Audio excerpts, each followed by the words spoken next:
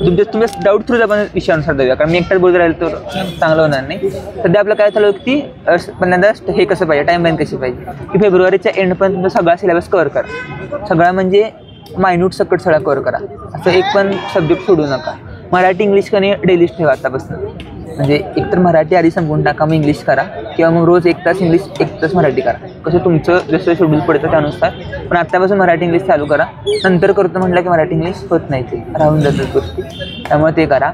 Notes काढायचं म्हणजे मी personally सांगतो GS2च्या आणि GS3च्या नोट्स काढायला सांगतो. GS2 पार्ट 2च्या, म्हणजे कोअरच्या नाही काढल्याच चालतात, कोअरला लक्ष्मीकांत आहेत सगळ्यांकडे. फक्त पार्ट 2च्या आणि GS3च्या नोट्स व्यवस्थित काढा. आणि त्यांच्या बॅचेस वगैरे करणार असं कोणाचं तर त्या सगळ्या फेब्रुवारी एंडपर्यंत उरकून घ्या. म्हणजे फक्त तुम्हाला मार्च आणि एप्रिलमध्ये फक्त रिव्हिजन करायचे आहे. मॅक्झिमम रिव्हिजन करायचे आहे. निवांत करायचं म्हणजे 2 रिव्हिजन होऊन जातात. आणि थोडंसं रशमध्ये करायचं म्हणतात 3 किंवा 4 रिव्हिजन पण बसू शकतात. म्हणजे 15-15 दिवसात 1 रिव्हिजन म्हणली तरी 4 रिव्हिजन बसतात तुमच्या. फेब्रुवारी नंतर सर, म्हणजे आपण फेब्रुवारी नंतर 1, मार्च नंतर 2 केल्या चालेल ना, 15-15ची 1 महिन्याची, नंतर 15-15. हां, तर तसं पण हे तुमच्या ह्याच्यावर आहे. तुम्हाला किती इयर कसं होतं, एकदा पहिल्यांदा रिव्हिजन करायला वेळ लागतो जरा, पण नंतरनं परत होऊन जातं. पण तुमच्या रिव्हिजन तुम्ही अशी टाकायची पाहिजे सांगू का, की तुमच्या रिव्हिजनचे डेज कमी झाले पाहिजे. कारण आता मला शेवटी कसं म्हणजे त्या सब्जेक्टवर कमांड आणलेली की आता एखादा जर टॉपिक आहे, आता इलेक्शन टॉपिक आहे जो बऱ्यापैकी मोठा टॉपिक आहे, पॉलिटिक्स पार्ट 2चा, म्हणजे सगळं त्यात राजकीय पक्ष पण दोन टॉपिक आहेत ना ते इलेक्शनचे. तर ते दोन्ही करायचे म्हणजे सुरुवातीला मला 2-3 तास लागायचे सगळं डिटेलमध्ये करायचं. ते सगळं म्हणजे रिव्हिजन करत मी शेवटी 15 मिनिटं आणलेली ते अख्खा रिव्हिजन टॉपिक, कारण पेपरच्या आधी 15 मिनिट कव्हर करायचं आहे मला. थोडा वेळ देता येणार नाही मला. सेम ॲक्टच आहे. ॲक्टचं सुरुवातीला काय म्हणतं तर अख्खा 1 तास लागू शकतो एका ॲक्टला, पण नंतर तुम्हाला 10 मिनिटात सगळे ॲक्ट उरकायला लागतात. त्यामुळे ते तुम्ही किती रिगोरसली सेम ह्याचं पण ॲग्रो इकॉनॉमिक्सचं पण पार्ट खूप वास्ट आहे तो. म्हणजे त्यात कोअरचा आहे, कोअर पुस्तकातला सर्वेचा पार्ट आहे, आणि त्यावर प्रश्न पण खूप येतात ॲग्रो इकॉनॉमिक्सला. म्हणजे बऱ्यापैकी तो कव्हर करतं. मग त्याचं पण सुरुवातीला करायला खूप वेळ लागतो, पण जसं तुम्ही त्याला इंटेन्सिटी वाढवत जाताना शेवटी मग ते व्यवस्थित होऊन जातं. त्यामुळे ते तुमचं रिव्हिजन शेड्यूल खूप चांगलं जमायला पाहिजे नंतर. कारण शेवटी 2 महिन्यात ॲडिशन असं काहीच होणार नाही अभ्यासात तुमच्या, मार्च आणि एप्रिलमध्ये. आणि दुसरा एक महत्त्वाचा पॉईंट की सोर्सेस ढीभर वापरायचे नाहीत. मिनिमम सोर्सेस ठेवायचे आणि प्रॉपर नोट्स काढायची आणि तेवढंच करायचं. कारण कसं होतं, परत दिसेल ते वाचत बसलं की नाही लक्षात तर एकतर राहणार नाही ते, आणि रिव्हिजन होणार नाही, आणि फापट पसार डोक्यात खूप होऊन जातो, आणि मग तिथं कन्फ्युजन खूप वाढतं पेपरला. प्रिसाईज ज्या गोष्टी असतात ना त्या जास्त चुकतात. त्यामुळे तुमच्या पण सोर्सेस आम्ही सोर्सेस आधी शेअर केलेलीच आहे ग्रुपवर सगळ्या. तरी पण म्हणजे बघायचं झालं तर मग 1ला तर आपल्याकडे आता GS1ला इतिहासाचा पार्ट आहे, बरोबर. समाधान भाईंचं पुस्तक, सरांचं पुस्तक उत्तम आहेच, म्हणजे मी तर बेस्टच आहे त्याला म्हणतो मी. बऱ्यापैकी चांगलं कव्हर केलं आहे त्यांनी. 11वीचं जुनं इतिहासाचं पुस्तक पण आहे चांगलं, ते होऊ शकते. दोन्ही जर वाचून झालं असेल आणि दोन्हीवर जर कमांड आली असेल, आणि आता इतिहास जर खूपच बोर वाटायला लागला अभ्यास करायला, तर कुदळे सरांची ना 1 रुपयाची राज्यसभा यांची टेस्ट सिरीज आहे, त्यांच्या रयत प्रबोधन चॅनलवर आहे. त्यात त्यांनी टेस्ट सिरीज घेतले, तसे एक 10-12 टेस्ट आहेत. म्हणजे तुम्हाला जर त्या माध्यमातून कव्हर करायचं तर होऊ शकतो कव्हर. पण आधी प्रियट काय की तुमची समाजामध्ये लई चांगली होल्ड पाहिजे, PYQ लई चांगली होल्ड पाहिजे, तर मग तुम्ही हे पुढच्या गोष्टी करू शकता. कारण गेल्या वेळी असे बरेच प्रश्न होते जे समाधान महाजनमध्ये होते, पण ते आम्हाला येत नव्हते, कारण आमच्याकडे परत केलं नव्हतं त्या गोष्टी. ते एकच ते ह्याचं पण होतं, ते टिळक काळाच्या पुढे आणि गोखले काळाच्या असं ते संदर्भ होता बघा, तो होता. त्याच्यानंतरनं ते आपल्या CR दास यांच्या पत्नीचं वासंती देवीचं वगैरे रेफरन्सेस ते सरळ होते समाधान महाजनमध्ये. आणि पोस्ट इंडिपेंडन्सचं बऱ्यापैकी समाधान महाजनमधलंच होतं. त्याच्यामुळं इतिहास आता कसं होतं, 20-21ला थोडा टफ होता, पण 22पासून परत इतिहासाचा ट्रेंड थोडासा चालला आहे म्हणजे सोर्सेसमध्ये. आणि PYQवर चांगली होणार ना. तर लास्ट टाइम तो हार्डी कुठला तो काँग्रेस सेवादला, हिंदुस्थानी सेवादलाचा एक प्रश्न होता कल्याणी सय्यदचा, तर त्याचा तो 21च्या PYQमध्ये त्याचा रेफरन्सेस होता, पण तिथे जर वाचला असतं तर इकडे ते कव्हर झालं असं आहे. आणि समाज सुधारकाला पण कसं आहे, सुधारकांचं की समाजामध्ये चांगलं कव्हर करतेच, त्यात काही प्रॉब्लेमच नाही. हां, म्हणजे काहीतरी एक करा, सगळं करत बसू नका. समाधान माहिती केलं तर उत्तम आहे, म्हणजे मी असं काही म्हणत नाही, कारण चांगलं दिलं आहे त्यात, जो बऱ्यापैकी डिटेलमध्ये कव्हर केलं आहे त्यांनी. त्यामुळे एक करा पण कमांड आणा त्यावर, आणि PYQ व्यवस्थित करा. सर हिस्ट्रीला इश्यू याच्यातच झाला माझा, पोस्ट मॉडर्न आणि संस्कृतीचा जो घटक आहे हा. त्याच्यात पूर्ण गेलेच. पोस्ट मॉडर्नचं का नाही म्हणजे 2 ऑप्शन आहेत. आता बेसिक जर करायला झालं तर समाधान माझ्यामध्ये दिलेच तिने चांगलं, पण 12वीचे NCERTचं पुस्तक आहे ते इंडिया हां मग ते जर वेळ असेल तर वाचू शकता असं का नाही, किंवा आधी वाचलं असेल तर. आता मी माझं ते कधीच वाचलं नाही पुस्तक, म्हणजे मी फक्त समाधान महाजनच करत होतो, कारण कसं तेवढा वेळ पण नसतोय ते पुस्तक वाचायचं. त्यामुळे त्याची जर कोणाकडे नोट्स मिळत असेल तर मग बघा कोण काढलेले असेल त्याचे, ते तेवढं जर केलं तरी पुष्कळ आहे ते. आणि संस्कृतीचं पण कसं आहे आता ते समाधान महाजनमध्ये दिलं आहे, पण त्यातलं पुस्तकांचं पार्ट लई वास्ट आहे, म्हणजे ते कुठलंही त्यांना त्यांच्या मनावर येते. मग तुमचं ते जनरल अवेअरनेस काय असेल, तुमचं बाहेरचं वाचन काय असेल, त्यावरच सगळं डिपेंडेंट आहे त्या संस्कृतीच्या गोष्टी. जेवढं पुस्तकाला तेवढं तर आपण करणार. जिव्या सोया मस्तीचं ते ह्यावेळी झालं ना प्रश्न फ्रीला, तर तो PYQच होता आणि ते समाधान महाजन पण त्याच्यात कव्हर केलं आहे. त्यामुळं ते करा. इतिहासाचं तर एवढंच आहे, म्हणजे असं काय इतिहासाला पण कसं आहे मिनिमम सोर्सेस ठेवा. समाधान महाजन वगळता फक्त लोकसेवाचं एक पुस्तक समाज सुधारकसाठी, हां म्हणजे ते तुम्ही कुठलं कोणाचंही करू शकता. पोस्ट इंडिपेंडन्सचं ते पण समाधान महाजन किंवा ते इंडिया आफ्टर इंडिपेंडन्सचं ते ठेवू शकता तुम्ही. फक्त कसं आता बाकीचे दुसरे रेफरन्सेस आहेत ना, शक्यतो वेळ नाही वाचायला आपल्याला तेवढा. म्हणजे गाठा वगैरे आधी वाचला असेल तर रिवाईज मारू शकता त्याला, पण नाही वाचलं तर लगेच वाचायला घेऊ नका पुस्तक. ते झालं हे घ्यायचं तर इतिहासात झालं. भूगोलाचं आता माझे भूगोल पर्सनल सोर्स माझे सगळे UPSCचेच होते, त्यामुळं मी असं ॲक्च्युली सांगू शकत नाही. सौदी वाचला असेल तर सौदी म्हणजे तुम्हाला काय वाटते सर भूगोलाबद्दल? म्हणजे मी तर NCERTच वाचलं होतं पूर्ण, म्हणजे 11वी आणि 12वीचं NCERT जे आहे ते ह्युमन सेटलमेंट वगैरे त्याच्यातून आणि बाकीचं जे आहे त्याच्यातूनच केलेलं आहे. बरोबर. 23ला तर नाही, पण 22ला तर झाले होते व्यवस्थित. 23चे थोडेसे ॲडव्हान्सच आहेत क्वेश्चन, त्याला तुम्ही अजून डिटेल करणं गरजेचं आहे. पण मला वाटत नाही की म्हणजे 23ला ते विचारलं तसा पॅटर्न होता म्हणून म्हणजे परत पुढे तेच रिपीट करतील असं नाही. कारण तुम्ही बघितलं तर 22च्या आपल्या 23च्या प्रिलिम्सला तुम्ही क्वेश्चन्स बघा जिओग्राफीचे, आणि आत्ताच्या बघा 24च्या प्रिलिम्सचे. सो पॅटर्न हा काय कॉन्स्टंट नाही आहे त्यांचा, म्हणजे एका वर्षी कॉन्सेप्च्युअल विचारतात, दुसऱ्या वर्षी फॅक्च्युअल विचारतात. असं काही तुम्ही मागच्या पॅटर्नवर जज करू शकत नाही, पण एक स्टँडर्ड सोर्स फॉलो केला पाहिजे कोणताही. डायलेमा आहे का आता मी BPSC केली NCERTवर रिलाय राहू नाही, NCERT वरती पूर्णपणे रिलाय राहून चालणारच नाही तुम्हाला. मला सौदी वगैरे जे महाराष्ट्र स्पेसिफिक गोष्ट आहेत ते करावेच लागतील. बाकीच्यासाठी पण तुम्हाला सौदी नाही, पण जिओमॉर्फॉलॉजी आणि ही क्लायमेट वगैरे तर ह्याच्यातूनच चांगली होईल, JC लिऑंग आणि हे आपलं NCERT मधून. बाकी इकडं करण्याची गरज नाही असं वाटतं मला क्लायमेट आणि याच्यावर. पण काही काही गोष्टी लाईन टू लाईन विचारतात सौदीमधून. तुम्ही यावर्षीचे क्वेश्चन बघितले असतील प्रिलिम्सचे, त्याच्यामध्ये पण लाईन टू लाईन गुगूस वगैरे ते असेल. अजून आणखी एक प्रश्न आहे आपल्या सेटलमेंटचा, जसं जसं विचारलंय तुम्ही NCERT मध्ये तुम्ही बघितलं तर NCERT मध्ये पण दिले ते 8वी 9वीच्या, पण स्ट्रेट फॉरवर्ड तुम्हाला तिथून मिळतंय सौदीमधून.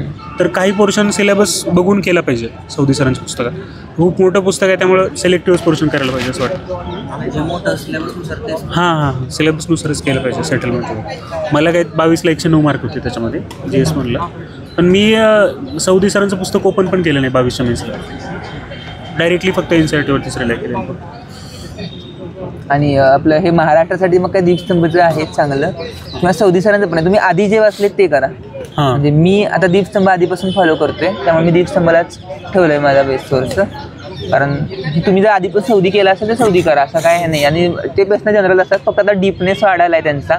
लास्ट टाइम त्यांनी बाव नदी विचारलेली, ते एवढ्या पहिल्या नद्या होत्या त्यातनं एक काढायचं होतं, तर ते किंवा ते एक प्रतापगड वगैरे त्यांचं अक्षांश ते जरा, मग ते कसं ऍप्लिकेशन लेवलचे प्रश्न आहेत. ऍप्लिकेशन करून थोडं थिंक करून आले असते की सगळ्यात खाली साऊथला कुठला आहे, मग ते त्या गोष्टी, किंवा मग आपल्याला लॅटिट्यूड आणि लॉंजिट्यूड माहिती आहे भारताचं, तरी पण महाराष्ट्राचा काढू शकतो. ते सगळं करता येऊ शकतं महाराष्ट्राचं काढलं तर. शेवटी ते ऍप्लिकेशन बेस असल्यामुळे तुम्हाला ते कुठलं माझं काय तो सध्या लक्षात नाही मला आता. टोटल मला तरी GS1ला 99 होता स्कोर, त्यातला मला जरा जॉग्राफी. यावर्षीचा 99 स्कोर म्हणजे आउटस्टँडिंग स्कोर आहे तो. 22चा 120 जरा इतिहास जरा थोडंसं वेगळं होतं यावेळेला. 22ला 120 मार्क पण घेतलेत ना मुलांना. लास्ट टाइम मला 111 होते 22ला GS1. आउटस्टँडिंग आहेत मार्क ते यावर्षीचे 99 म्हणजे. सर दुसरा विषय काय झाला, जिओग्राफी सेक्शनमध्ये ॲग्रीचा जो भाग आहे ना, तर 8 प्रश्न आले. तो विळाचं नाव दिलं, हा तो पण जाती होता विचारता इकडे विचारलं होतं. हा, पण ते आता काय सोर्सेस मला तर काय नव्हता बरोबर तो, म्हणजे काय आर्थिक भूगोल हो ते आता ते वेगळेच प्रश्न होते आणि ते तिथल्या मेंटॅलिटीवर डिपेंडंट आहे. त्यामुळे ते काय लोकसंख्या भूगोल व्यवस्थित करा. भूगोलला म्हणजे सिलेबसचे पॉईंट नुसार हा पॉईंट नुसारच करा. तुम्ही स्वतः डायरेक्ट पुस्तक घेऊन वाचू नका. आता एखादा टॉपिक घेतला हा आहे चॅप्टर मध्ये तर नाही. तर सिलेबस मधला पॉईंट त्यात ऍड नसतो ते म्हणजे पूर्ण आणि ते काही पॉईंट असं म्हणजे स्किप करायचे. नाही नाही मग काय काय सांगू का आता समजा आता म्हटला की सिलेबसचा पॉईंट म्हटला हां की बाबा आता आर्थिक व्यवसाय शेती तर शेती आणि महाराष्ट्राची पिकांपरू बाकीचेही वाचणार आहोत आपण पण जास्त फोकस आपला ना आपण शेती आणि ते पीक आणि प्रारूप आहे ना महाराष्ट्र त्याला आपण देणार आहोत. म्हणजे बाकीचं आपण ओव्हरलुक करणार आहोत कारण तिथं नाही आला ठीक आहे बाकी कुठं तर रेफरन्सेसला देईलच नाही. तुम्ही सौदी वापरलं नाही सौदी मी वापरली त्यांनी काय केलं सिलेबस एक्स्ट्रा पण त्यांनी वाटलं सिलेबसचे पॉईंट आहेत जरा जास्त इंटेन्सिटी वाचायचे बाकीचे पण वाचून घ्यायचे पुढच्या आपण स्वतः इंटिग्रेटेड अप्रोच करायचं. यासाठी सर असे जे पॉईंट आहेत हे आपल्या पुस्तकात ट्रॅडिशनल सापडत. हो कुठले ना 5 ते 6 प्रश्न आहे सर 23ला इकॉनॉमिक जिओग्राफीमध्ये. आता इकॉनॉमिक जिओग्राफी पार्ट आहे ना आता हा क्रॉप आणि क्रॉपिंग पॅटर्न इन महाराष्ट्र. आता हा संबंधी पुस्तक खूप चांगला दिला आहे त्यांनी म्हणजे कुठला टॉप आहे कुठला हे आहे आणि ते कसं आता सर्वेचा पार्ट पण येतो यात काही जे आपण जे GS4ला करणार आहोतच तो पण हा पार्ट येतोय. HYV आपण ऑलरेडी तिकडं करणार आहे. मॉडर्न टेक्निकल ॲग्रिकल्चर ना हा आता कन्सेप्च्युअल पार्ट असतो. आता मग ह्यात ते कसं असतं जनरल प्रश्न असतात त्यावर ऑर्गॅनिक फार्मिंग तिकडं करतो आपण सस्टेनिंग फार्मिंग तिकडं करतो ॲग्रो इकॉनॉमिक्समध्ये आणि गव्हर्नमेंट पॉलिसीज अपॉन ॲग्रिकल्चर हे आपल्याला कुठे मिळणार इथं सर्वेमध्ये मिळणार आणि त्याच्यानंतर बजेट पण काय असेल ते करंटमध्ये काय असेल. आणि ॲग्रिकल्चरचे कसे असतात स्टॅटिक स्कीम्स आहेत म्हणजे आधीपासून सुरू झालेले RKVY वगैरे त्याचं नाव कधी बदललं कुठल्या महिन्यात बदललं असे प्रश्न GS4ला विचारतात. बरोबर तर मग इकडे पण तेच विचारू शकतात तसेच आणि स्कीम्स ओव्हरलॅपिंगच आहे. तसं सिलेबस जर बघितलं ना आपल्याला मोठा वाटतो पण बऱ्याच ठिकाणी ओव्हरलॅपिंग गोष्टी बऱ्याच आहेत. एज्युकेशन तुम्ही through out the all paper span करतो नाही का सगळं बघितलं तर मग ओव्हरलॅपिंग बरंच आहे तर आपल्याला ते डिकोड करता आलं पाहिजे. आणि आपण कसं होतं की काही वेळेस आपण एज्युकेशन HRD साठी ठेवले वगैरे ठीक आहे पण क्वेश्चन GS2ला जातो किंवा लोकसंख्याशास्त्रानं तुम्ही HRDला आता जर सरांचा प्रश्न सरांचं कसं मिनिमम पाठांतर करायला लावतात पण सेम तो भूगोलाला खूप पाठांतर करायला लागतं. तुम्ही असं करू शकत नाही ना मी HRDला वेगळं करतो आणि ह्याला वेगळं करतो मला सर सगळंच जावं लागतं. नाही मेन काय होतं की मुलं काय करतात की एखाद्या सरांना वगैरे ब्लाइंडली फॉलो करतात आणि सगळेजण तेच मिस्टेक्स करतात. बरोबर. आपण काय पाहिजे करायला पाहिजे की त्यांचं पण सांगणं चुकीचं नाहीये पण तुम्ही क्वेश्चन स्पेसिफिक अप्रोच बदलला पाहिजे. क्वेश्चन्स कसे आहेत त्यावरूनच अप्रोच ठरत असतो. तुम्ही असं करायला लागलात की मिनिमम रिजेक्शन सगळीकडेच तर मग अवघड होतं नाही का. प्रीला पण तेच झालं यावर्षी प्रीला पण तसंच होतंय की तुम्हाला क्वेश्चन स्पेसिफिक अप्रोच पाहिजे. तुम्हाला जर समजलं नाही आणि तुम्ही सगळीकडे फक्त आळस करून जर ऑल बघू करत असाल तर ते चुकीचं आहे नाही का. आणि कसं भारताचा आणि महाराष्ट्राचा आर्थिक पाणी तसं काय नाही समृद्धी नोट्स वगैरे मार्केटमध्ये अवेलेबल आहेत तसा वेगवेगळ्या यांच्या त्यामुळे त्या तुम्ही घेऊ शकता असं काय नाही. सर्वे पण मी सर्वे लास्ट टाइममध्ये रुनवाल सरांच्या नोट्स अवेलेबल होत्या रमेश रुनवाल सरांच्या रमेश रुनवाल सरांच्या त्यांनी मी त्यातलं रेफर केलेलं सर्वेच्या नोट्स. त्याच्यानंतर ना काय आपला मुद्दा काय चालू होता भूगोलाचा मग तेच की तुम्ही त्या सब्जेक्ट म्हणजे करा ते पॉईंट कवर म्हणजे जरी ते सिलेबसमध्ये नसले तर कुठं ना कुठं रेफरन्सला येणारच आहे. लोकसंख्येचा भूगोलाचा पार्ट ना डिटेलमध्ये कवर करा म्हणजे कारण खूप प्रश्न येतात लोकसंख्या भूगोलावर आणि भूगोलात पण जास्त येतात आणि तिकडे पण जास्त येतात आणि त्यामुळे तुम्हाला ॲटलिस्ट पहिले टॉप 5 बॉटम 5 सगळे माहीत पाहिजे असते. त्यानंतर पर्यावरण तुम्ही केलं आहे ऑलरेडी अंतराळ भस्के सरांच्या पुस्तकातून बऱ्यापैकी कव्हर होऊन जातो सचिन भस्केचं तंत्रज्ञान पुस्तकातून.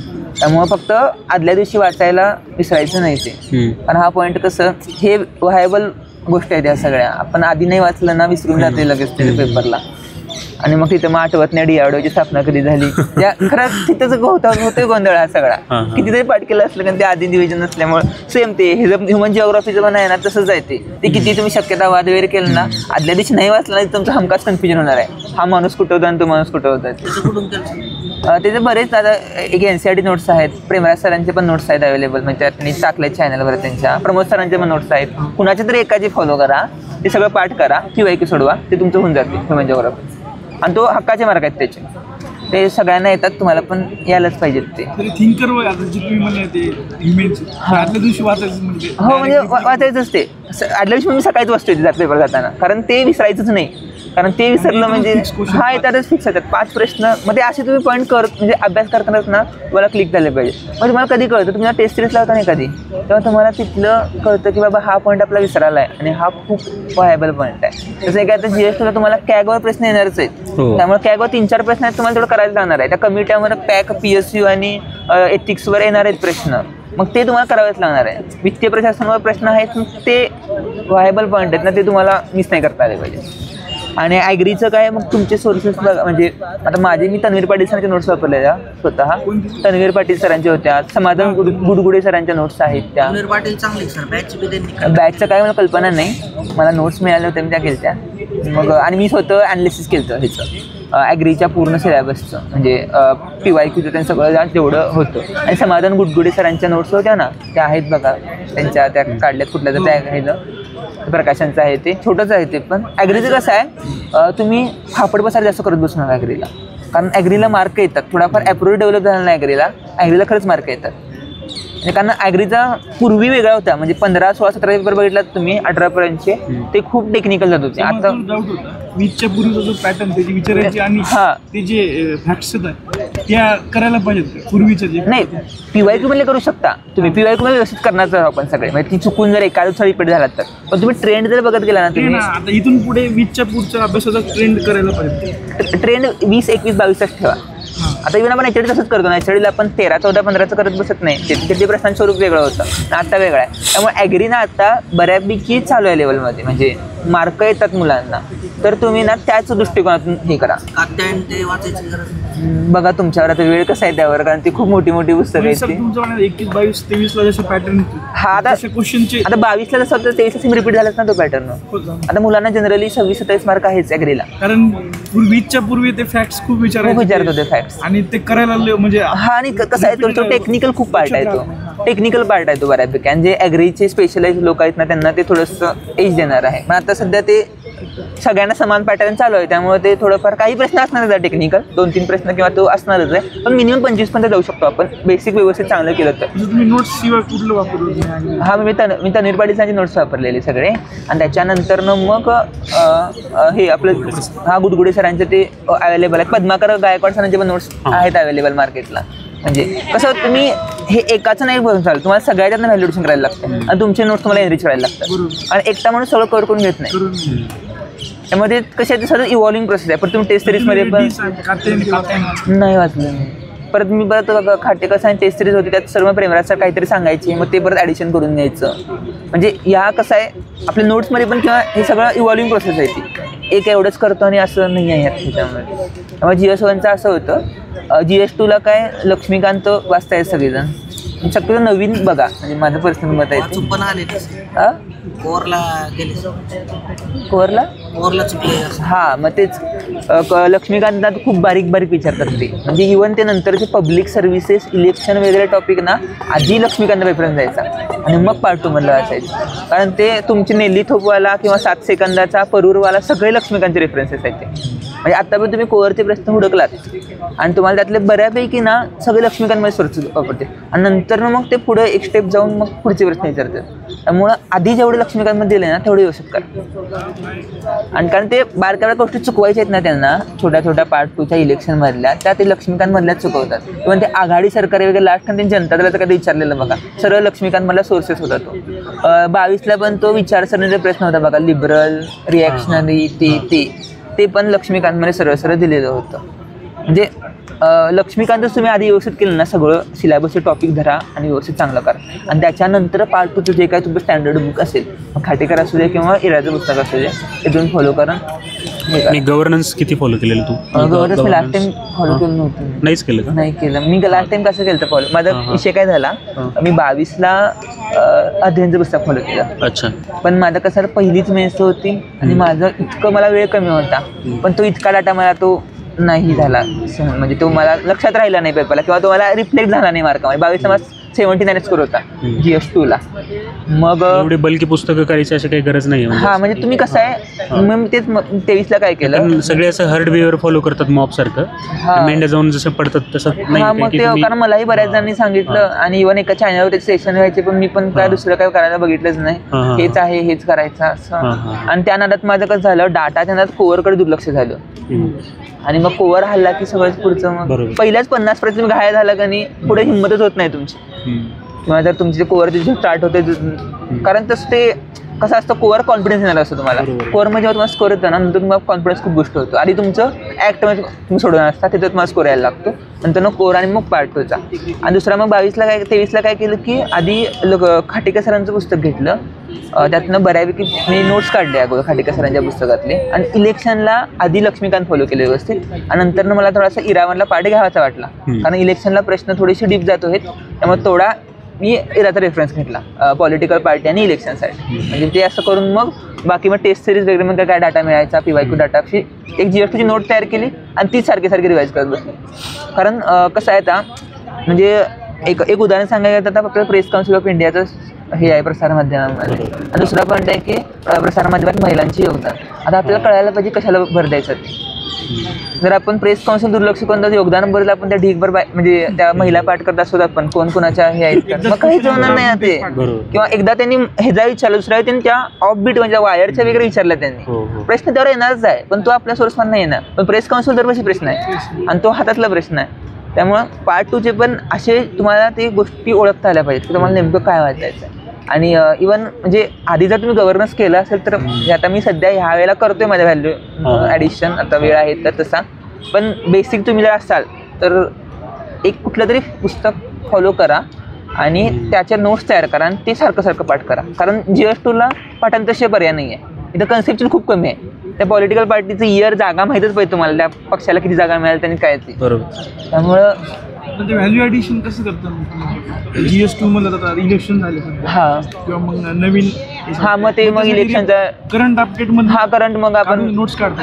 नाहीतर मग एक तर कुणाचं मिळून जातं. आता लास्ट टाइम इरा सरांनी त्यांनी वॅट टाकलेलं त्यांचं व्हॅल्यू ॲडेड काहीतरी होतं ते, मग त्यामुळे त्यांनी पॉलिटी पार्टीचे बरेपैकी अपडेट्स दिलेले त्यांनी काय करंटचे अपडेट्स ह्यावेळी देतील सर ते. किंवा मग तुम्हाला असेल तर मग सरळ विकिपीडियावर गेलात तर जागा आपल्याला काय करायचं आहे फक्त की प्रत्येक पक्षाला किती जागा आहेत आणि ट्रेंड कसा सिम्प्लिफाईड किंवा मग ते तर मग दिले. आणि हे खूप निग्लेक्टेड पोर्शन आहे की आपण करंट बघतच नाही मेन्स करत असताना. हे चूक आहे सगळ्यात मोठी. तो महत्त्वाचा करंट बघायचं सगळं.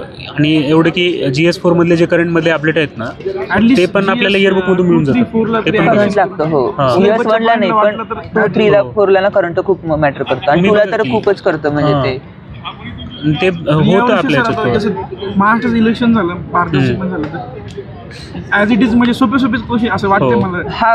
वरच्यावर विचारणार आहेत पण ते तुमचे हे जे असणार आहेत बेसिक सिम्प्लिफाईड मध्ये किंवा परिक्रमेत कधी जे कव्हर सिम्प्लिफाईड चांगलं दिले. पण आम्ही काढले त्याचं सगळं बघितलं मी ते कसं काय चांगलं दिले त्यांनी. म्हणजे आता नवीन त्या इयरबुक मध्ये ना महाराष्ट्र आणि भारताच्या इलेक्शनवर पण कधी चांगला हे केलाय त्यांनी. आणि त्यांनी तुम्ही पॉलिटिकल पार्टी करताना पण कधी जे नॉर्थ ईस्टचे पार्टी आहेत ना त्यावर जास्त फोकस देतात ते. आता ते लाल दोहमा त्यांचे किंवा ते कसं आहे. आणि तुम्ही ते जोडायला पण बघा पार्टी कुठल्या असं तिकडचे असतात, मिझो नॅशनल फ्रंट त्यांचे चिन्ह सांगा त्यांची इयर सांगा, कारण ते कन्फ्युजनवाले पार्ट आहेत. आणि राष्ट्रीय पक्ष पहिलं होते ना म्हणजे आधीचे होते ना आता जर कमी झालेत तर त्यावर त्यांचा फोकस होता. मग त्यांच्या लोकसभेतील आणि राज्यसभेतील कामगिरी. महाराष्ट्र बघायला तर मनसेवर त्यांचा जास्त फोकस होता, मनसे आणि शिवसेनेवर त्यांचे एका वेळेला तर ते 1996-98 किती त्यांनी जिंकलेलं त्या पण त्यांनी विचारलेलं. म्हणजे हे थोडंसं ट्रेंड बघायला लागतं त्यात म्हणजे पॉलिटिकल पार्टीमध्ये. राजू शेट्टीचं त्यांनी कसं कारण पार्टच आहे आपल्याला ते प्रेशर ग्रुपमध्ये आहेच ते महाराष्ट्रातील ते बघायचंच आहे आपल्याला ते. त्यामुळे तो विचारला त्याने. थोडी करंटचे काही मुद्दे असतात काही तिथं अवेअरनेस पण असतो त्या GS2ला त्या गोष्टी मॅटर करतात तिथं तुमचं. आणि कायद्यांसाठी काय म्हणजे मी शक्यतो बेअर ॲक्ट मी स्वतः वापरले नव्हते. मी एक खाटेकर सरांचं पुस्तकच होतं त्याचं नोट्स काढलेले मी. इराच्या सरांनी पण चांगलं दिलं त्या पुस्तकात. लास्टला समरी पण चांगली दिल्या त्यांनी म्हणजे प्रत्येक ह्याच्या मग त्यामध्ये तुमच्यावर डिपेंडंट आहे तुम्ही काय ते कसं करा. दोन्ही यूज केलं का सर? नाही मी 22ला इरा केलं, 23ला खाटेकरचं GS2 साठी. पण असं समजा अध्ययनमधनं जर आपल्याला काय घ्यायचं तर कुठला पार्ट अध्ययनमधला घ्यायचा ना इलेक्शन घ्यायचा. इलेक्शनचा पूर्ण पार्ट घ्यायचा अध्ययनमधला. म्हणजे त्यातला निवडणूकचा पूर्ण पॉलिटिकल पार्टीचा पार्ट आहे. त्याच्यानंतर पूर्ण इलेक्शनचा पूर्ण टॉपिक आहे तो अख्खा. तो पण स्वतः नवीन पुस्तक घ्यायचं नाही, त्यानं अभ्यास केला आहे का त्याचं पुस्तक घ्यायचं. मग तुम्हाला त्यातलं IMP पार्ट कळून जातोय, त्यानं स्वतः सगळं केलेलं असते. मग तो पार्ट तुम्ही फक्त व्हॅल्युएशन करणार आहात, तुम्हाला ऑलरेडी माहिती आहेत सगळ्या गोष्टी, त्यामुळे ते करा. लक्ष्मीकांतमधल्या इलेक्शन टॉपिक करा सगळं, त्यातले व्हॅल्युएशन करून घ्या. त्यात लहान लहान बारीक बारीक बीट्स आहेत, खाली जे टिप आहेत ना त्यातले पण ऍड करा. म्हणजे पण प्रश्न विचारतात. हा, त्यामुळे तळटीपा पण चांगल्या करा. नंतर प्रसार माध्यमे आहे ना, त्याला थोडासा जरा इराचा जरा पाठ बघा, म्हणजे ओव्हरलुक करा. त्यात एक त्यांनी चार्ट दिलाय बघा, त्या कमिट्यांचा कणी एक चार्ट दिलाय, खन्ना चंदा हे समिट आहेत ना त्यांचा ते चार्ट दिलाय त्यांनी. तर तो एक म्हणजे जे आपल्याला कन्फर्मेशन म्हणजे माहिती विचारते खूप प्रश्न येणार आहे तो आता तो करायचा. आता कॅगचा पाठ पण होऊ शकतो. हा, तो करायचा डायव्हर्ट कुणीकडे जातो जे आपण. तुम्ही रिपिटेशन थीम बघा कुठल्या आहेत ते, सो कुठल्याही. आता इरामध्ये त्यांनी कॅगचा चार्ट खूप भारी दिलाय, म्हणजे कॅगचं इकडचं आणि तिकडचं ते एक मोठा चार्ट आहे बघा, त्यात अख्खं रिव्हिजन होतं. आणि कॅगवर 3-4 प्रश्न अपेक्षित आहे आपल्याला दरवर्षी, लगेच ते घ्यायचं. म्हणजे मी लास्ट टाइम काय केलं, इरामधले काही लोकांचे म्हणजे चॅप्टरचे फोटो काढलेले आणि नंतर मग माझ्या नोट्समध्ये लावून टाकलेले, जे तुमचं ते होऊन जातं सगळं. तेवढी तुम्हाला स्वतःचे तयार करायचे. एकाला ब्लाइंडली फॉलो करायला गेला ना, मग ते थोडंसं GS2ला थोडंसं मला हे वाटतं, थोडं रिस्की वाटतं ते. पण सगळंच नाही करायचं. इरा फक्त करतो म्हणलाच तरी तुमची कमांड असेल तर बघा. नवीन जर असेल तर मी शक्यतो नाही रेफर करायला सांगत ते. नवीनवाल्यांना कसं थोडंसं खाटेकर घेऊन जात. आणि दुसरा पॉईंट म्हणजे PYQ खूप स्ट्रॉंग करा, Part 2चे पण आणि इव्हन GS2चे पण. PYQ लय कमांड आणा, लय फायदा होते. म्हणजे कारण त्या आणि कसं असतं पॉलिटीला आणि GS2ला ऑल ऑफ द अबोव्हचा अप्रोच कधीच चालत नाही, म्हणजे कधीच चालत नाही. इतकं डोळ्यात तेल घालून पेपर सोडायला लागतो, म्हणून त्या पेपरला कधी वेळ पुरत नाही. म्हणजे शेवटी पण ते 150 प्रश्न असतात आणि ते पूर्ण अवसान गळून गेलेलं असतं नंतर, कारण ते इतक्या मायनर गोष्टी बघायच्या असतात तिथं. खूप असं लिटरली असं ते घोड्याचा चष्मा असतं ते असं तेवढं सगळ्या आणि सगळ्या छोट्या गोष्टी आक्षेप घ्यायला लागतात तिथं. तर ते असं. सर, ते आयोगाच्या पेपरचे तुम्ही बंच वगैरे बनवून केलं होतं? हो, त्याचं प्रत्येकाचं ॲटलिस्ट 318 तर पुढचे कराच. जारीचे नाही भेटले चालतील, पण तुम्ही पॉलिटीचे प्रश्न बघायला लागाल, तुम्हाला लई म्हणजे वाचताना सगळं वाटते सोपं आहे. म्हणजे प्रश्न बघाल ना PYQ कळून जाते की किती बारक्या बारक्या गोष्टी आयोगानं चुकवल्यात आणि काय केलेत. आणि PYQ लई कमांड पाहिजे ह्याची PYQ वर पण. आणि त्यात पण तुम्हाला कळायला पाहिजे की कुठला पाठांतराचा भाग आहे आणि कुठला नाही, ते कुठला प्रश्न चुकण्याची भूमिका आणि कुठली नाही. कारण कसं पॉलिटीला समजा आता पार्टीचे 10 प्रश्न आले तर 3 प्रश्न तुम्ही सगळ्यांनी चुकणार आहेत. कारण ते असे काहीतरी ते 22ला पण आहे की त्या महिलांचा एक प्रश्न होता, मृणाल गोरे वगैरे, आणि इकडे काहीतरी होतं असं, तो पण कुणाला जमलाच नाही ना. उस्मानिया विद्यापीठ आणि त्याचा हा बरोबर, तो एक होता. म्हणजे असे प्रश्न नाहीत कुठून वेगळंच करण्यात येणार आहेत ते. त्यामुळे तशा प्रश्नाच्या मागे धरण्यात काय अर्थ नाही. कोर सिलेबसचे पॉईंट आहेत त्यावर प्रश्न येणार आहेत, त्यांना तुम्ही रेफरन्स द्या. पेपर घेऊन ॲनालिसिस करायचं? हो, पेपर घेऊन, म्हणजे ओरिजिनल बुक घेऊन नाही. म्हणजे मी शक्यतो हेच म्हणतोय की ठीक आहे, बुकमध्ये एक्स्ट्रा डाटा आहे तो तुम्ही वाचू शकता, पण स्वतः हातात पेपर घ्यायचे, प्रश्न वाचायचा, स्वतः रेफरन्सेस काढायचे. एकटा जमला सिलेक्ट करा, मित्रांनो दोघं मेन्सचे असतील तर त्यांना सोबत घेऊन करा, जास्त बरं पडेल. कारण आपलं कसं असतं बुक वाचताना, ठीक आहे प्रश्न दिलाय, उत्तर दिले, एका डाटा दिलाय, असा पुढे. आणि दुसरा एक पॉईंट सांगतो, एका डाटा 4 पुस्तकांना वाचायचं नाही. तुमच्या नोट्समध्ये आता प्रेस काउन्सिल ऑफ इंडियाची माहिती दिली ना, परत ती ॲनालिसिसच्या बुकमध्ये, परत ह्याच्या बुकमध्ये, त्याच्या बुकमध्ये, परत पुढे टेस्ट झालं त्याच्या ॲनालिसिसमध्ये वाचायची नाही. आपली पिक्चर मेमरी असते, आपल्याला तेवढं लक्षात राहतं जेवढं आपल्या नोट्समध्ये आहे. ते नोट्सच्या लक्षात राहत नाही आपल्याला, त्यामुळे तेवढं बघायचं. ते यशचं एवढं आणि कायदे व्यवस्थित करा, कायद्याच्या नोट्स काढा शक्यतो आणि त्या सारख्या रिवाईज करायच्या. लक्ष्मीकांतचे पण नोट्स काढायचे की कोअरचे शक्यतो सध्या नका काढू, वेळ नाही तेवढा कोअरचं काढायला. कारण लक्ष्मीकांत स्वतःमध्येच एक ते हे आहे, आणि ते काय करा, वाचलेलं असते ना तुम्ही, परत नाही मायन्युटली वाचायचं. ते डिटेलिंग खूप झालं पाहिजे लक्ष्मीकांतमध्ये. कोरमध्ये जास्त चुकत असेल मी यावेळेस तेच झालं. हो, कोरमध्ये चुकतात, कोरचे सगळे चुकणारे क्वेश्चन कोरमधलेच होते. हो, आणि ॲडमिनिस्ट्रेशन तेच पुस्तकं तुमच्या कव्हर होऊन जाईल की. म्हणजे जे काही पंचायती राज थोडं राहिलं. घारगे सरांचं पुस्तक मी स्वतः रेफर केलेलं आणि मला ते आवडलेलं पुस्तक घारगे सरांचं. फ्युचर दोघांनी काढलेलं. खताळे आणि घारगे सरांचं आहे. लवटे सरांचं पण आहे. आधी जर केला असेल लवटे तर, पण आता मला वाटते की म्हणजे वेळ असेल तर घारगे सरांची बॅच पण आहे चांगली, ती छोटी 200-300 रुपयाची आहे. एकदा करून गेलं का नाही विषय कम्प्लीट होऊन जातो त्यात, आणि ते वाचायला पण खूप भारी वाटतं पुस्तक ते. त्यामुळं त्यांचं नवीन एडिशन पण आले पुढच्या हां आले का आता हां तर अपडेटेड वगैरे काय डाटा वगैरे असतील म्हणजे जर कोणी केलं नसेल तर करून घ्या, वेळ लागत नाही ते 2.5 दिवसात अख्खी बॅच होऊन जाते तुमची पंचायत राजची. हां प्रमुख सरांच्या वेळेस ते कसं चालतंय, कारण प्रमुख सरांचे पण व्हिडिओ आहेत. हां चौगुले सरांचं का? हां ते पण आहेत तसे, मी नाही बघितलं ते आता. चेंजेस झालेले आहेत. थोडं परवा त्यांनी काहीतरी 2-3 महिन्याखाली घेतलं वाटतं रिव्हिजन. नाही तेव्हाच घेतलं होतं नाही, मी. नाही, नाही, एक डबल टाकलं त्यांनी, डबल अपलोड केलं. तुम्हाला जरी सूट असतील तर करू शकता, पण डिटेलमध्ये मला करायचं असेल ना तर मग म्हणजे करून द्या. एक बॅच सरांची छोटीशीच बॅच आहे, 200-300 रुपयेपर्यंत होऊन जाते आणि 8 दिवसात अख्खा सिलेबस करून जातो. PYQ हां 10-15 लेक्चरमध्ये आहेत वाटतं त्याचे. आणि त्याची वन डेची पण आणि एकामध्ये आणि काय केलं एका वेळेत अख्खं पुस्तक रिवाईज करून टाकलंय. 2 तासाची. हां 2 तासाची एक आहे वाटतं ती परत, म्हणजे ते रिव्हिजनला चांगलं आहे, त्यामुळे ते करू शकता पंचायत राजला. आणि हा एक पॉईंट सांगायचा राहिला, महाराष्ट्र विधानमंडळ आहे ना, हा पार्ट खाटेकर सरांच्या बुकमध्ये एवढा दिलेला नाही आहे, त्यामुळे तो महाराष्ट्राचं विधानमंडळ महाराष्ट्रात समिती वगैरे पार्ट आहे ना, तो दिला नाही खाटेकर सरांच्या पुस्तकात, त्यामुळे तो इरामधून तुम्हाला घ्यायला पाहिजे तेवढा.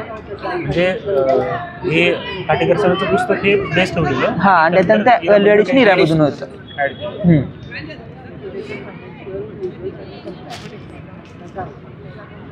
इराचं कसं आहे, तुम्ही त्याला खूप रिव्हिजन द्यायला लागते,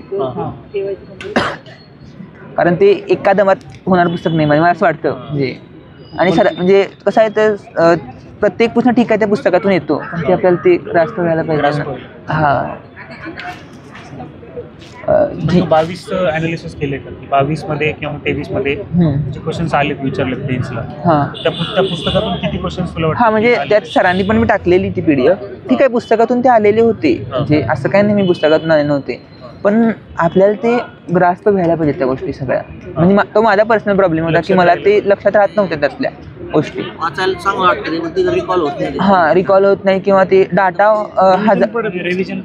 डाटा खूप होऊन जातो डोक्यात, मग कोरडा डाटा हालतो. म्हणजे माझ्यावरती असं व्हायचं की मी नको ते जास्त करत बसायचो आणि मग ते गोष्टी किंवा मग थिंकर असतात त्यात पण भरपूर थिंकर दिल्या सरांनी सगळ्या ह्याचे, आणि ते इतके थिंकर आहेत ना, मग ते परत नाही नको. आणि आपण इकॉनॉमिक थिंकरांनी करणार होतो, आणि कसं इंडिव्हिज्युअली करणं खूप चांगलं वाटतं ते, पण सगळं मिक्स झालं ना ते मग त्यामुळे ते तुम्ही व्हॅल्युएडिशनला चांगलं पुस्तक आहे ते, म्हणजे करू रिव्हिजनच्या वेळेस फक्त सर नोट्सच करायचे. हां नोट्स करायच्या, पुस्तक बाजूला ठेवून द्यायचं.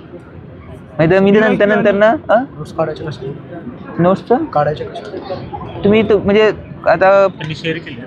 हां मी ग्रुपमध्ये सॅम्पल टाकले, बघून घेशील तुम्ही ह्याच्या मेन्सच्या सरांचं VB IS अकॅडमी चॅनल.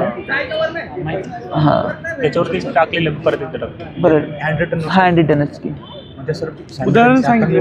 हां मीट वाचला हां त्याच्या अंडरलाईन केली, हां त्यानंतर तो संध्याकाळी रिवाइज करून किंवा उद्या रिवाइज करून. हो तुम्ही कसं करता? रिव्हिजनचं माझं आता एका सब्जेक्ट वाईज रिव्हिजन असतं. म्हणजे आता एक सब्जेक्टमध्ये रिवाईज झाला ना किंवा परत दुसरा सब्जेक्ट घ्यायचा, परत तिसरा सब्जेक्ट घ्यायचा, मग ते असं कसं रिव्हिजन स्ट्रॅटेजी आपण एक साईड लावू शकत नाही, तर टाईमवर डिपेंडेंट आहे. आता भरपूर वेळ आहे ना, तर मग आता मी भरपूर करणार, पण पेपरच्या 8-10 दिवस आधी मला लई रिव्हिजन टाकायला पाहिजे. मी सकाळी वाचले ना, मला रोज इलेक्शनला डेली रिव्हिजन. माझं कसं होतं की इलेक्शनला डेली रिव्हिजन होती, माझी ॲक्टला डेली रिव्हिजन होती, ॲग्रो इकॉनॉमिक्सला डेली रिव्हिजन होती, समाजसुरक्षा माझे रोज 3-3, 4-4 होत होते. त्यामुळे ह्या गोष्टी मार्क येणार आहेत. असं आहे कधी शेवटच्या 8-10 दिवसात. आणि तन्मय अशी काही लिस्ट वगैरे केलेली का टॉपिक्सची, जसं की इलेक्शन्स आहेत किंवा मग बाकीचे टॉपिक्स आहेत, म्हणजे होते असं लिहून ठेवली आहे हां लिस्ट? म्हणजे असं केलेलं लिस्ट ती की दररोज revise हे करायचं. डेली रिव्हिजनचे होते. म्हणजे रिव्हिजन कसं करायचं, हां. सकाळी आल्या नंतर सकाळी चहानंतर, दुपारच्या जेवणानंतर, संध्याकाळी चहानंतर आणि जेवणानंतर. हां म्हणजे मेन हे द्यायचं नाही पार्ट, त्याला सबसिडरी पार्ट द्यायचा. परत ह्याची GS3ची पण नोट आहे ना, 4 दिवसांना लगेच रिवाईज करायची, कारण त्या गोष्टी कसं आहेत त्यात शेवट टप्प्यात भिनल्या पाहिजेत. आणि मी माझ्या नोट्सच्या मागे एक चार्ट तयार केला की किती रिव्हिजन पडतात त्याच्या, डेट लिहायची आणि पहिली रिव्हिजन, पुढच्या डेटला दुसरी रिव्हिजन. म्हणजे मग पेपर द्यायचा आधी चार्ट बघतो ना आपण, तो भारी होतो कॉन्फिडन्स आपल्याला की बाबा झाले म्हणून चांगलं. सो पूर्ण मेन्सच्या सिलेबसमध्ये हे बघायचं आपण की जे टॉपिक रिपीटेड थीम्स आहेत ते सर्व रिपीटेड थीम्स लिहून ठेवायच्या आणि त्यांच्या नोट्स तर आधी सगळ्यात प्रायोरिटीने बनवायच्या आणि त्यानंतर मग त्यांना चांगलं रिवाईज करायचं. म्हणजे ते टॉपिक आपण त्यांना सबसिडरी सेट असं दुय्यम स्थान देऊन जमणार नाही. ते जे टॉपिक्स आहेत त्यांना आपण प्रायोरिटी देऊनच रिवाईज केलं पाहिजे. बरोबर. आणि ऍक्ट आज मी वाचले हां. फर्स्ट टाइम पण आहे बरोबर ते आज वाचले की लक्षात राहत नाही त्याचं रिव्हिजन कसं बनवतं? पहिल्या दमात नाहीच होत सगळ्या गोष्टी या म्हणजे तुम्ही एकदा वाचलं ना ह्या गोष्टी होणारच नाही आणि एकदा वाचून नोट्स पण होणार नाही तुमच्या तयार. तुम्ही खूप वापरा करणार एकदा दोनदा तीनदा वाचा आणि त्याच्यानंतर नोट्स तयार करा. त्यामुळं लगेच एखादं सगळं वाचलं मी लगेच माझ्या नोट्स काढतो असं होणार नाही. नोट्स काढायला पण काय तुम्हाला PYQ बघायला पाहिजे वेगवेगळे सोर्स म्हणजे ऑप्शन बघायला पाहिजे PYQ मधले कुठला पार्ट विचारला आहे कुठला पार्ट रिपीटेड झाला आहे कुठला विचारू शकतो हा सगळा पॉईंट तुम्हाला कव्हर करायचा आहे. कारण तुम्हाला तो विश्वास ठेवते परत त्यावर कारण असं नको वाटेल की हा पडेल माझा राहून गेला आणि त्यातनं प्रश्न आला आपल्याला वाटत नाही हे इम्पॉर्टंट आहे ते इम्पॉर्टंट आहे परत मग आणि मग कसं नाही त्यात पण सांगतो मी की आता कसं होतं तुम्ही आता नोट्स काढली की नाही आता मी माझ्या पॉलिटिक्स पार्टीची नोट्स काढली पण जेव्हा मी टेस्ट थ्री जाते ना तेव्हा मला कळून येते की काय इम्पॉर्टंट आहे त्यातलं ते म्हणून परत ती बारकी होऊन जाते मी परत वाचताना त्यातला तोच पार्ट लक्षात हे हायलाईट करतो आणि तोच वाचतो परत पुढच्या टेस्टला आणि मला रिपीटेड थीम तीच दिसते पण तुम्हाला 2-3 वेळेला ते किंवा PYQ बघितलं परत ते मी PYQला काय करायचो अंडरलाईन करून ठेवायचे वेगळ्या पेनानं की बाबा हा PYQ आलाय बाबा त्या म्हणजे ह्याच्यामधला नोट्समधला तर परत ते रिपीटेड थीम दिसली का नाही थोडंसं कळून जातं की बा ह्यावरच फोकस करायचं आहे. फोकसचे पॉईंट क्लिअर झाले की नाही हातचे मार्क येतात मग आपण नंतर व्हॅल्युएशन करत असतो आणि बाकी टेस्ट सिरीजमध्ये होऊन जातात त्या गोष्टी बाकीच्या. फक्त कसा आहे प्रश्न विश्वासाचा आहे आपल्या नोट्सवर म्हणजे नोट्सवर जर आपण नाही विश्वास ठेवलं की नाही मग थोडंसं आपणच गोंधळतो मग काय करायचं ते. सिलेबस एवढा वाचला तर समजा आता आपण GS1 पासून सुरू केलं नंतर समजा तुमचं किती दिवसांना पहिल्या सब्जेक्टवर समजा रिव्हिजन करतो आता तुम्ही मग असे म्हणता ना तुम्हाला की फेब्रुवारीमध्ये तुम्हाला संपवायचं आहे आणि त्याच्यानंतर तुम्हाला मग 7-8 दिवस तुमच्यावरच डिपेंडंट आहे ते तुमची कशी म्हणजे ग्रास्पिंग पॉवर आहे किंवा तुम्हाला कधी रिव्हिजनला वेळ लागतो काही कशी सब्जेक्ट होल्ड आहे यावर सगळं डिपेंड फेब्रुवारीपर्यंत सगळा सिलेबस कव्हर करून रिव्हिजन PYQ पण बघायची का डबल ते तुमच्यावर आता म्हणजे आधीचं PYQ स्ट्रॉंग केले असेल तर टाइम जातो वाटते हो नाही पण PYQ म्हणजे मी शक्यतो का लास्ट टाइम पण झालं खाटेकर सरांनी ना त्यांच्या शीट टाकलेल्या त्यांनी 21, 22 आणि 23चे कधी टॉपिक वाईज काढलेल्या PDF टाकलेल्या त्यांनी मग त्या आम्ही झेरॉक्स मधल्या आणि त्या परत सोडवलेल्या म्हणजे तिथं परत सगळा डाटा लिहून काढलेला म्हणजे शेवटी कसं माझं एक टेक्निक होतं की मी लिहून काढायच्या गोष्टी त्यामुळे लक्षात राहायचं प्रत्येकाचं वेगवेगळं असतं ते मग त्या तुम्ही त्यानुसार बघून हे म्हणजे हे करा गोष्टी त्या फॉलो करा तशा. GS3ला म्हणजे मी स्वतः खाटेकरच फॉलो करतोय मला इराचं मी अजून नाही पाहिलं पुस्तक म्हणजे कसं आहे 900 पेजेस सर अराउंड हां आणि तुम्हाला आधी केलं असेल तुम्हाला जर आता कमांड आली असेल तर काय प्रॉब्लेम नाही कसं आहे आता इराचे प्रत्येकाचे आता वेगवेगळे अप्रोचेस आहेत म्हणजे संकल्प सरांचं कसं आहे की कंटेंटवर जास्त फोकस करतात खाटेकर सर अप्रोचवर करतात तुम्हाला कुठला सूट होतं हा पॉईंट सांगतो अप्रोचचं पण कसं आहे सांगू डायरेक्ट शिकलो आणि आला असं होत नाही ॲप्लिकेशन खूप लागतात अप्रोचेसचे हे मात्र आहे कारण तुमचा अप्रोच मला लागू पडत नाही माझा अप्रोच त्यांना लागू पडत नाही शेवटी इनबिल्ट काय त्या गोष्टी पण आहेत त्या की स्वतः PYQ बघायचे ते फॉलो करायचे त्यावर म्हणजे काम करायचं परत तसे प्रश्न बघायचे परत टेस्ट सिरीजमध्ये ते अप्लाय करायचे हे कसं आहे एकदाची प्रोसेस नाही आहे मी PYQ करून घेतले मी हे केलं मला मार्क आलेच असं होत नाही बरोबर आहे का शेवटी ते एफर्ट घ्यावे लागणार आहे त्या सब्जेक्टला जे ते GS दिसायला असा दिसतो नोट्स पण खूप छोटा होतात पण म्हणजे पेपरमध्ये तेव्हा खूप काम करायला लागतं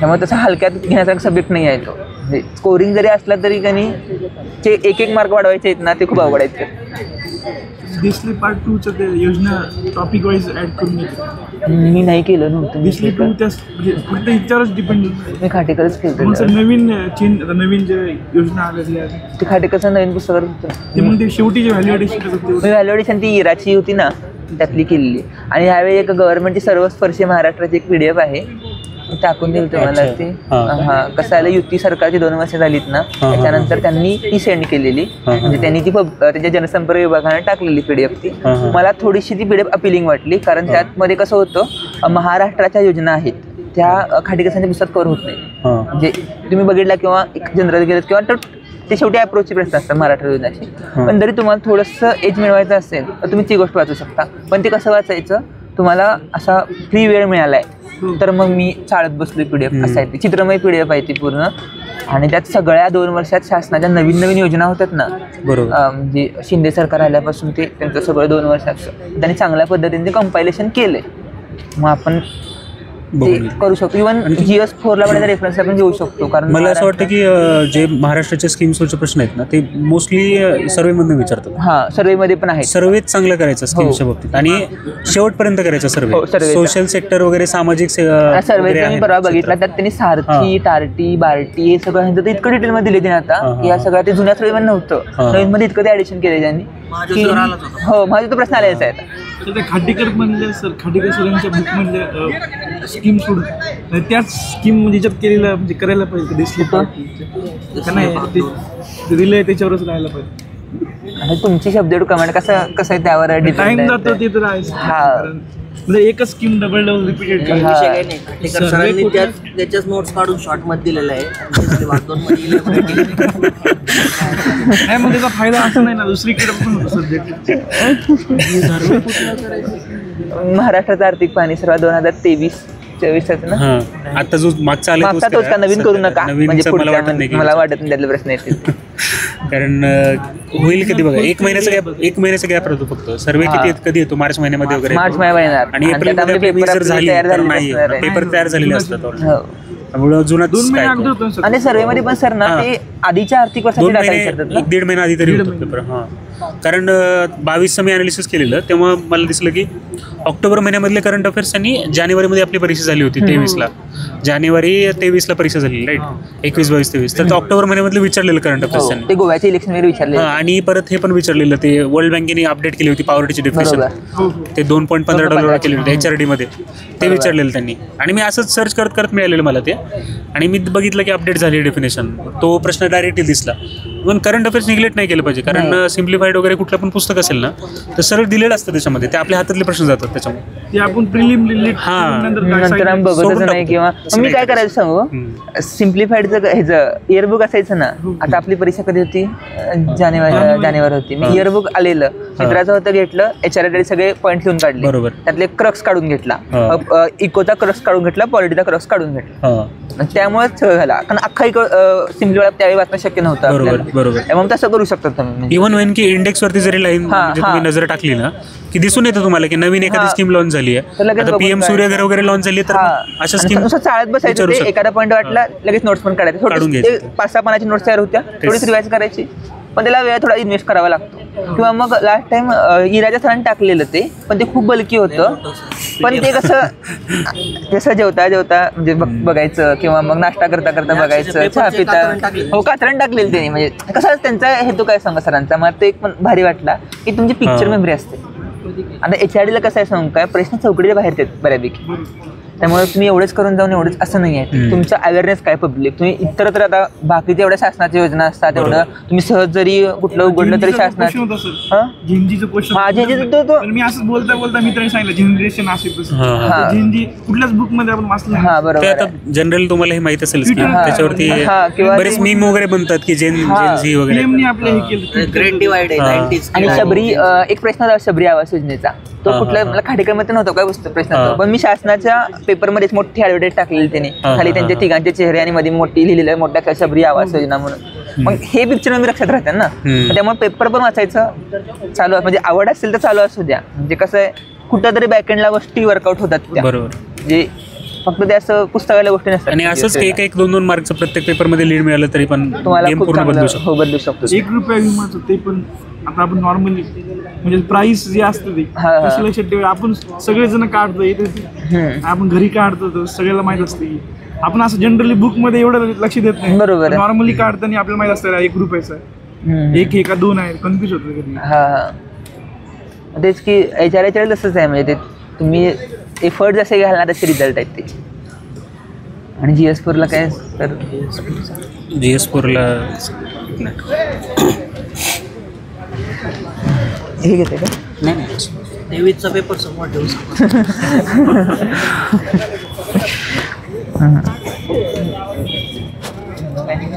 मी कडनं